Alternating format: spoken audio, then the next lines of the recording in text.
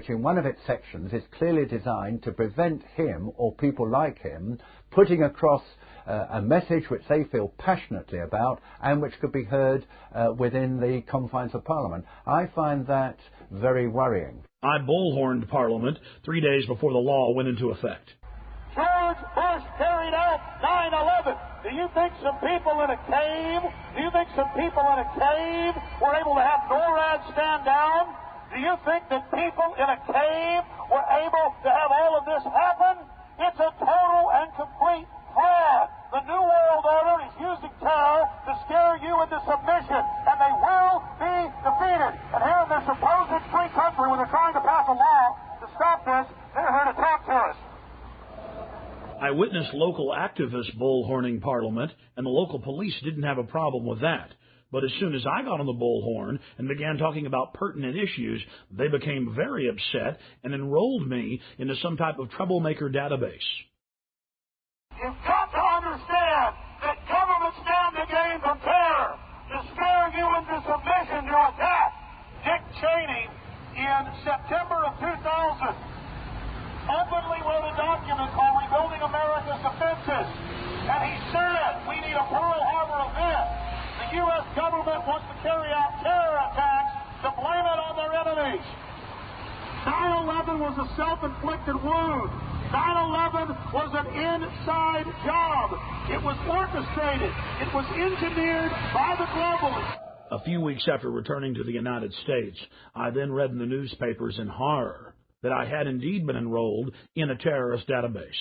The identity cards, the compulsory identity cards that have been proposed for the first time in our history, around about 80% of the British people oppose the introduction of these cards. And it's not just cards, it's the databases that go behind that allows the state to access private information and so on. And yet as a result of 7/7, it seems that these things will be steamrolled through our Parliament. Wherever we look at the moment, there are assaults on civil liberties as a result, of course, of the so-called war on terror. Similar guidelines have been implemented inside the United States. A Virginia anti-terror training manual lists property rights activists as potential terrorists. A Texas manual lists those wearing Levi's jeans, having cell phones, and who are, quote, friendly towards the police as potential terrorists. In Arizona, they list those that make frequent references to the U.S. Constitution as potential terrorists. All of these guidelines have been produced by the federal government and distributed at the state level. The federal government itself has told police to be on the lookout for drivers who have road almanacs or driver atlases. All across the planet, governments are restricting free speech and setting up so-called free speech zones to stop their populations from demonstrating. Months later, Paul and Steve Watson came to Texas and joined me live on my radio broadcast to discuss the aftermath of the London bombings. We are joined in studio by Steve Watson and Paul Watson. Guys, you've been in the United States now for about 7 days. How have you liked it? It's been pretty good so far. Obviously, it's all Western culture, so it's pretty similar. When we were in London, I mean, there were so many facets to it. But what was it like to have the police march up to you and tell you to turn your camera off when you were just on a public street interviewing people? Well, I mean, the fear-mongering at the time, we were there right after the bombings, 3 weeks after the first bombings, I believe, but then there was the second failed attempt. So the state of panic was still quite high, even though Londoners basically were apathetic to the attack. They just got on with their lives. They weren't really buying the government propaganda on it. We had case after case where we'd be out on the street doing interviews with people, and we'd be showing the video cameras, and there were people working right there at the Hard Rock Cafe, and I'm like, look at these cameras, they're everywhere, they're in plain view, and the manager comes out and goes, you know, thanks for showing me that, I've never noticed those. What's your name, sir? Charlie. I'm Alex, nice to meet you, Charlie. How you doing? Good. What do you think of the new symbol of the United Kingdom is going to switch from the Union Jack to the black surveillance camera? Well, you know, there's plenty going on in London, so they need this surveillance cameras everywhere. But, I mean, it's going to be the new national symbol, or of course I'm being sarcastic, but really it has become the national symbol. 4+ million surveillance cameras in the great city of London alone. What to say about it? You know, I don't even see them there. You don't see them? They don't exist? No. I've even noticed they're there, and I've been working here a year. Out of sight, out of mind, huh? That's it, that's it. That's kind of Orwellian, though. You seem like a smart guy, but did you know only the smartest people in the inner party know how to engage in doublethink and doublespeak, where you don't even notice the cameras that are there? In fact, if you say they're not there, they're not there. Here, together, let's say they don't exist. Right, they don't exist. 2 plus 2 equals 5. Hey. Hey, you could get an inner party membership. All right, I'm into it. I mean, that was actual doublethink. Steve, Paul, you want to comment on that? Well, let me read a quote from Orwell from 1984. Doublethink is an unending series of victories over your own memory, reality control. To know and not to know, to be conscious of complete truthfulness while telling carefully constructed lies, to hold simultaneously two opinions which cancelled out knowing them to be completely contradictory and believing in both of them, to use logic against logic to repudiate morality while laying claim to it.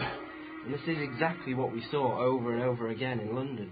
You've got a nest of, 6 or 7 cameras, and people are out there saying they've never noticed them. It's like, it's a survival mechanism to deny reality, but at the end of the day, it's not even a survival mechanism. It's quite dangerous. We were asking the attitudes of taxi drivers about the bombings. They were all quite ambiguous. They kind of believed the government line at that point. Do you ever wonder who's really behind it? Well, I've heard there's people who think that the government behind it. You know, British government, American government. People have said that. Oh, really? You heard that some people think it's the government? Yeah, I've heard that. Really? How popular is that view? Pretty unpopular, I would have thought. It is straight out of George Orwell's 1984. This poor woman thinks that if you give up your liberty, you supposedly get freedom. Yeah, well, we went to Stockwell Tube Station where they shot the Brazilian man. We basically noticed this woman who was working on the fruit stall. She'd been interviewed on the BBC. I'd seen her on there, so we went over to interview her. We were talking to her, and Alex asked her if she would sacrifice liberty for security. And she came back with, yes, I'll sacrifice liberty for freedom. I think people should give up their liberty for freedom. Liberty and freedom are the same thing. We then asked her again to clarify, just in case she made a mistake, and she said the same thing again. She was willing to give up liberty for freedom, which is really, it's direct doublethink, because the two things mean the same thing. We found the same mindset in Crawford, Texas, outside Bush's ranch, that we witnessed in England. Populations who are willfully ignorant, who revel in being lied to. Well, we're on our way out to Crawford, where President Bush is vacationing for 5 weeks. He spent about a fourth of his time in the administration out here at his Hollywood set. Though he admittedly is afraid of horses and of cows and many other forms of wildlife, and of course he was born in Kennebunkport, Maine, and spent most of his life there, he likes to put on a cowboy hat and a big belt buckle and strut around. He meets with all these different world leaders and decides to basically how to carve up the world. He meets with the Saudi leaders and holds hands with them. He meets with Ariel Sharon.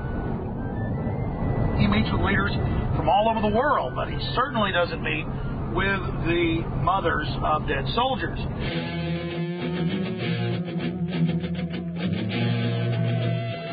They don't have any skin in the game, so it's easy for them to say, let's keep our troops over there, let's complete the mission, even though we don't even know what the mission is.